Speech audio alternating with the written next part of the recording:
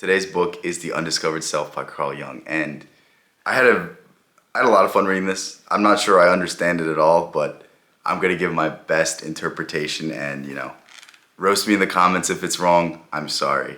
But this book is so interesting because in it, Carl Jung basically says that nowadays we think we're better than, the more primitive people, the people of the past, the people that went to war, the people that committed atrocities, the people that did horrendous things. And we've been sold this narrative, we've been sold this lie, we've been shown these statistics of how great the world is and all of these things, and we've been told to think a certain way, but true happiness, true life never comes until you discover the undiscovered self, the unconscious, the things that are your driving purpose, the things that are your motivation, the things that are the traits that you've never shown society.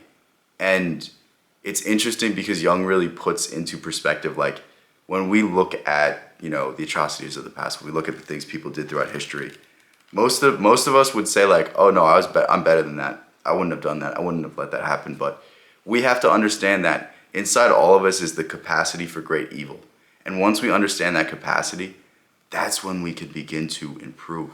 That's when we can begin to understand our tendencies to do bad things, and that if we can control our impulses, if we can control that unconscious self, then we could begin to control our lives. And it's such an interesting perspective because we live in a day and age where everyone's virtue signaling, whether it's for the left, whether it's for the right. Everyone wants to fit into the mainstream. Everyone wants to fit into the popular beliefs. Everyone wants to do this. Everyone wants to do that. And nobody wants to be an individual.